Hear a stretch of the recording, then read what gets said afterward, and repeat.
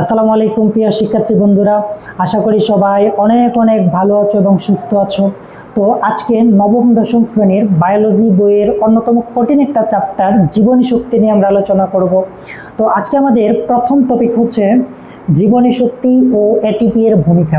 তো আমরা বোর্ডে লেখার আগে একটু বেসিক চিন্তাধারা কাজে লাগাই। সেটা কি, ধরো আমি এই মুহূর্তে তোমাদের সামনে দাঁড়িয়ে ক্লাস নিচ্ছি, তোমরা কেউ কেউ হয়তো পড়াশোনা করতেছো, কেউ হাঁটাহাঁটি করতেছো, কেউ দুষ্টুমি করতেছো। অর্থাৎ এই সকল কাজগুলা করার জন্য আমাদের বডিতে বিভিন্ন ধরনের রাসায়নিক বিক্রিয়া হচ্ছে, প্রতিটা কোষে রাসায়নিক বিক্রিয়া হচ্ছে। আর এই রাসায়নিক বিক্রিয়াগুলা সম্পন্ন হওয়ার জন্য কি দরকার? নিঃসন্দেহে এনার্জি তথা শক্তি দরকার।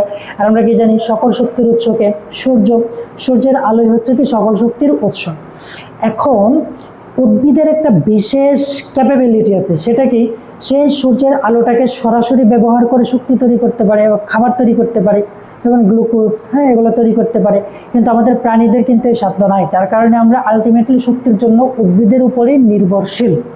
তো আজকে আমরা এই শক্তি নিয়েই হচ্ছে মূলত পড়াশোনা করব। তো অলরেডি চ্যাপ্টারের নাম তোমরা জেনে গেছো, সেটা হচ্ছে জীবনী শক্তি। তো আগে আমরা জানি জীবনী শক্তি জিনিসটা কি। অ্যাকচুয়ালি আমরা ফিজিক্সের মধ্যে কি পড়েছি, শক্তি মানে কি, কাজ করার সামর্থ্যকে শক্তি বলে, ঠিক না?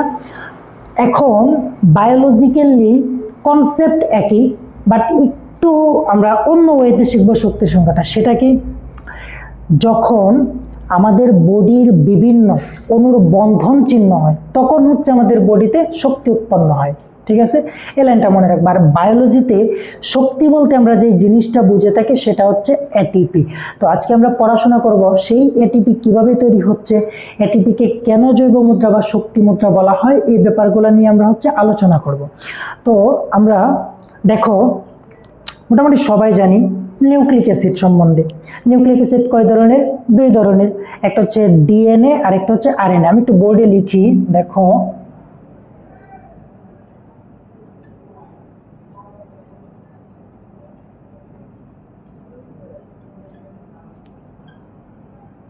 Nucleic acid.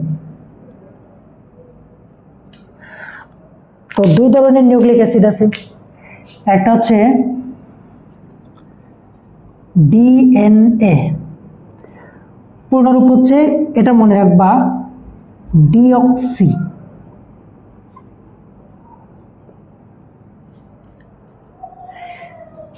ডিএনএ বা ডিঅক্সি এন হচ্ছে নিউক্লিক অ্যাসিড, সরি, ডিএনএ এর পূর্ণরূপ হচ্ছে deoxy ribo nucleic acid, ribo nucleic acid. এবং আরেকটা নিউক্লিক অ্যাসিড হচ্ছে আরএনএ, এটার পুরো নাম হচ্ছে রাইবো নিউক্লিক অ্যাসিড।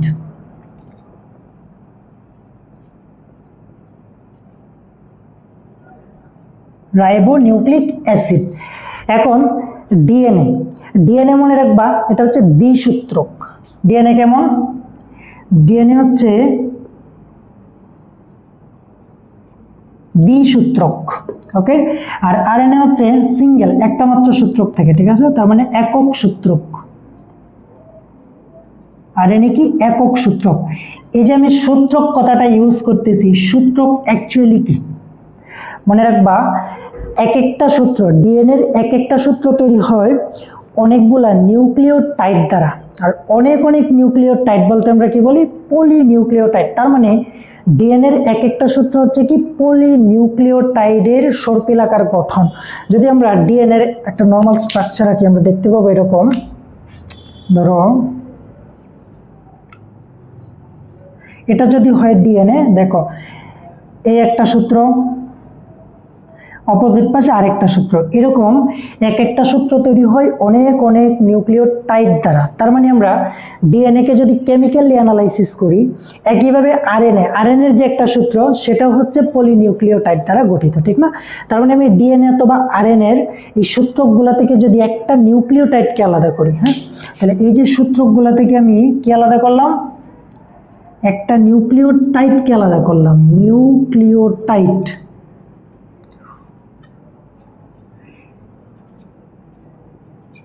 এখানে মনে রাখবা নিউক্লিওটাইড, টাইডটি দিয়ে মনে রাখবা ট্রাই, অর্থাৎ এই নিউক্লিওটাইডের তিনটা উপাদান আছে। সেই তিনটা উপাদান কি? প্রথম উপাদান হচ্ছে 5 কার্বন বিশিষ্ট রাইবোজ সুগার বা পেন্টোজ সুগার বলা হয়। তাহলে প্রথম উপাদানের নাম কি? Pentose sugar.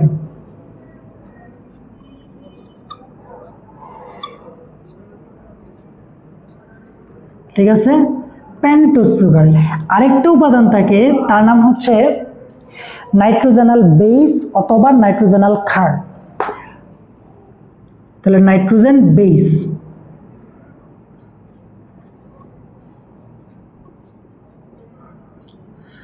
নাইট্রোজেন বেস অথবা ক্ষার। আরেকটা উপাদান হচ্ছে ফসফেট অথবা ফসফরিক অ্যাসিড।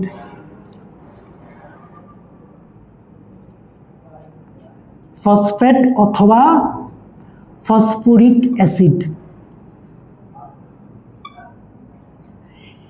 এখন দেখো, এই যে নাইট্রোজেনাল বেস অথবা ক্ষার, ডিএনএ এর ক্ষেত্রে নাইট্রোজেনাল বেস হচ্ছে 4 ধরনের। কি কি? Adenine, guanine, cytosine, thymine. এবং আরএনএ এর ক্ষেত্রে বাকি 3টা সেম, জাস্ট হচ্ছে থাইমিনের পরিবর্তে ইউরাসিল থাকে। ঠিক আছে, তার মানে নাইট্রোজেনাল বেস আবার কয়টা? 4টা। কি কি? একটা হচ্ছে অ্যাডিনিন, বাংলায় লিখি অ্যাডিনিন, আরেকটা হচ্ছে গুয়ানিন, সাইটোসিন, থাইমিন, আরএনএ এর ক্ষেত্রে থাকে হচ্ছে ইউরাসিল। ঠিক আছে, এখন হচ্ছে আমাদের এটিপি তৈরির মেইন পড়াশোনা। এতক্ষণ আমরা কি দেখলাম? যে নিউক্লিক অ্যাসিড হচ্ছে 2টা, একটা ডিএনএ একটা আরএনএ। এই 2টারই যে সূত্রগুলো, সেগুলো হচ্ছে মূলত কি দিয়ে তৈরি? নিউক্লিওটাইড দিয়ে তৈরি। যদি আমরা একটা নিউক্লিওটাইডকে নেই, আমরা 3টা উপাদান পাবো। সেটা কি? পেন্টোজ সুগার, নাইট্রোজেনাল বেস অথবা ক্ষার, আর একটা হচ্ছে ফসফেট অথবা ফসফরিক অ্যাসিড। এই যে আমার নাইট্রোজেনাল বেস অথবা ক্ষার, এটা ডিএনএ এর ক্ষেত্রে কয়টা থাকে? 4টা। কি কি? Adenine, guanine, cytosine, thymine. RNA এর ক্ষেত্রে থাইমিনের পরিবর্তে ইউরাসিল থাকে। এখন দেখো কি হয়, যদি আমি একটা পেন্টোজ সুগারের স্ট্রাকচার কল্পনা করি, সেটা এরকম।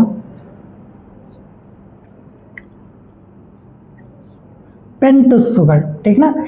এই পেন্টোজ সুগারের সাথে একটা অ্যাডিনিন যখন যুক্ত হয়, ধরো এর সাথে একটা অ্যাডিনিন যুক্ত হলো,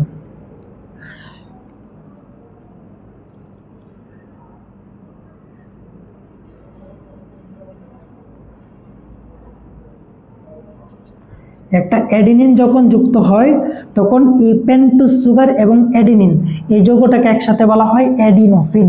কি বললাম? অ্যাডিনোসিন। অ্যাডিনোসিন।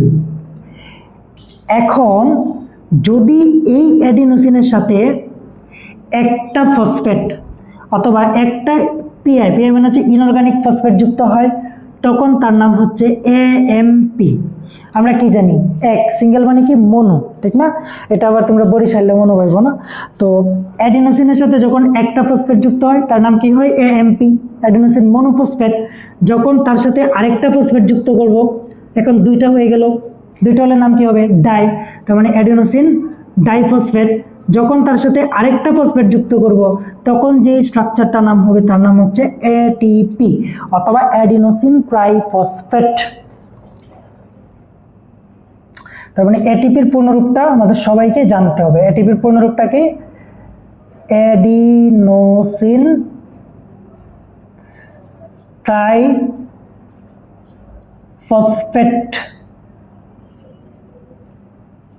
দেখো, শক্তির খেলাই হচ্ছে কোন জায়গায়? ফসফেট সংযুক্তির জায়গায়। সেটা কি? দেখো, মনে রাখবা, যখন হচ্ছে আমরা কোনো কিছু করতে যাই, যেমন ধরো একটা বিল্ডিং যখন করতে যাই, আমাদের কি দরকার হয়? অনেক শক্তির দরকার হয়, টাকা পয়সার দরকার, মানে ইনভেস্টমেন্ট করতে হয়। একইভাবে যখন হচ্ছে আমি অ্যাডিনোসিনের সাথে ফসফেট যুক্ত করব, তখনই আমাকে এখানে শক্তি দিতে হবে। কি দিতে হবে? শক্তি দিতে হবে। দেখো, যখন হচ্ছে ফসফেট যুক্ত করব, তখন আমাকে বাইরে থেকে শক্তি দিতে হবে। আচ্ছা, আর যখন হচ্ছে ফসফেটটাকে আমি আলাদা করব, তখন হচ্ছে এই জায়গা থেকে শক্তি নির্গত হবে। এখন দেখো, কোনো একটা কিছুর সাথে ফসফেট যুক্ত হওয়া, সেই প্রক্রিয়ার নাম হচ্ছে ফসফোরাইলেশন। আমরা পরের ক্লাসে দেখব ফটোফসফোরাইলেশন। ওইখানে আলোর উপস্থিতিতে অ্যাডিবির সাথে একটা ইনঅর্গানিক ফসফেট যুক্ত হয়, তখন ওই প্রসেসটার নাম হয়ে যায় ফটোফসফোরাইলেশন। বুঝছো? তো এখানে কি বললাম? একটা অ্যাডিনোসিনের সাথে যখন একটা ইনঅর্গানিক ফসফেট যুক্ত হলো, আমাকে শক্তি দিতে হচ্ছে, এবং কি তৈরি হচ্ছে? Adenosine monophosphate. তার সাথে আরেকটা দিলে ডাই, তার সাথে আরেকটা দিলে হচ্ছে ট্রাই। আমাদের আলটিমেটলি কি দরকার? ট্রাই দরকার। এখন দেখো শক্তি কিভাবে এটিপি থেকে আসে। এই যে যখন আমি ইনঅর্গানিক ফসফেট যুক্ত করলাম তখন বাইরে থেকে শক্তি দিতে হয়েছিল, সেই শক্তিটাই মূলত এটিপিতে জমা থাকে। ধরো যখন আমরা খাবার খাচ্ছি, বিভিন্ন ধরনের খাবার, সেগুলো হচ্ছে জারিত হয়ে কি তৈরি করে? শক্তি তৈরি করে। এখন সেই শক্তি জমা হবে কোথায়, কিভাবে জমা হবে? এই শক্তিটাকে প্রসেস করার জন্য আমাদের বডিতে দুইটা গুরুত্বপূর্ণ অঙ্গাণু আছে প্রত্যেকটা কোষে। সেটা হচ্ছে কি মাইটোকন্ড্রিয়া এবং উদ্ভিদের ক্ষেত্রে মাইটোকন্ড্রিয়া প্লাস্টিড। ঠিক আছে, যখন হচ্ছে আমরা গ্লুকোজ জাতীয় খাবার খাচ্ছি বা বিভিন্ন ধরনের খাবার খাচ্ছি, সেগুলো হচ্ছে মাইটোকন্ড্রিয়াতে গিয়ে ইলেকট্রন ট্রান্সপোর্ট চেইন নামে একটা বিশেষ সিস্টেম আছে, ওই সিস্টেমে প্রবেশ করে হচ্ছে শক্তি তৈরি করে। বুঝছো? যখন এই শক্তি আমাদের প্রয়োজন হয় না, অর্থাৎ এই শক্তিটাকে আমাদের জমা রাখতে হবে, তখন কি করে? এই এডিপির সাথে একটা ইনঅর্গানিক ফসফেট যুক্ত করে দেয়, এই শক্তিটা তখন কাজে লাগে। আবার যখন হচ্ছে আমাদের শক্তিটা তখন এটিপিতে জমা থাকে, যখন হচ্ছে আমাদের শক্তির প্রয়োজন পড়ে, যেমন আমি এখন ক্লাস নিচ্ছি, এখন হচ্ছে আমার শক্তির দরকার, তখন কি হবে? ওই এটিপি ভেঙে, দেখো যখন হচ্ছে আমার শক্তির দরকার তখন এই এটিপি ভেঙে যাবে, ভেঙে কি তৈরি করবে? একটা এডিপি তৈরি করবে, তার সাথে ইনঅর্গানিক ফসফেট তৈরি। দেখো যখন এক অণু এটিপি ভাঙি, অর্থাৎ এক অণু এটিপি থেকে এডিপি এবং ইনঅর্গানিক ফসফেট তৈরি হয়, তখন শক্তি নির্গত, এবং কতটুকু শক্তি নির্গত হয় এক অণু এটিপি থেকে, তার পরিমাণ হচ্ছে 7.3 কিলো ক্যালোরি। 7.3 kilo calorie. আমরা জানি 1 কিলো ক্যালোরি সমান হচ্ছে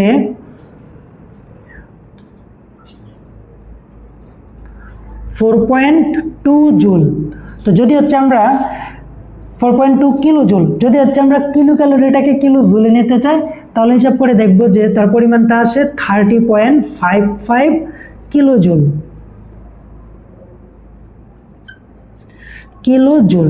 এখন তোমাদের পরীক্ষায় একটা প্রশ্ন আসে, এটিপিকে কেন জৈব মুদ্রা অথবা শক্তি মুদ্রা বলা হয়?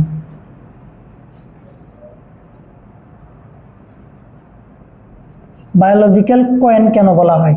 তার কারণ দেখো, যখন আমরা খাবার খাই, ওই খাবারগুলা জারণের মাধ্যমে যে শক্তি তৈরি হয়, সেই শক্তিটা এডিপি এবং ইনঅর্গানিক ফসফেট এই দুইটার সংযুক্তির মাধ্যমে এটিপিতে স্টোর অবস্থায় থাকে। আবার যখন আমাদের শক্তির প্রয়োজন হয়, যেমন আমরা বিভিন্ন ধরনের কাজকর্ম করে থাকি, তখন দেখা যায় এই এটিপি ভেঙে ইনঅর্গানিক ফসফেট এবং এডিপি তৈরি করে, তার সাথে ওই জমাকৃত শক্তিটাকে এসে রিলিজ করে। অর্থাৎ একটা ব্যাটারি যেমন যখন আমরা চার্জ দিই, তার মধ্যে চার্জ সঞ্চিত হয়, যখন আমাদের হচ্ছে প্রয়োজন পড়ে তখন হচ্ছে আমরা এই চার্জটাকে ইউজ করতে পারি নানান কাজে। একইভাবে এটিপি কি করে? যখন বডিতে শক্তি আসে, শক্তি কোনো একটা সোর্স থেকে শক্তি আসে, সেটাকে সে জমা করে রাখে, আবার যখন শক্তির প্রয়োজন হয় কাজকর্ম করতে, তখন সেই শক্তিটাকে ছেড়ে দিতে পারে। এই গুরুত্বপূর্ণ কাজের কারণে এটিপিকে বলা হয় জৈব মুদ্রা অথবা শক্তি মুদ্রা। এই প্রশ্নটা কিন্তু তোমাদের পরীক্ষায় আসে। তো দেখো, আমাদের প্রথম লেকচারে আমরা পড়াশোনা করে ফেললাম জীবনী শক্তি কি, এটিপি কি, এটিপি কিভাবে তৈরি হয় এবং এটিপিকে কেন জৈব মুদ্রা বলা হয়। আশা করি সবাই ইনশাল্লাহ দেখবা, দেখলে তোমাদের জন্য অনেক উপকার হবে। তো সবাইকে ধন্যবাদ।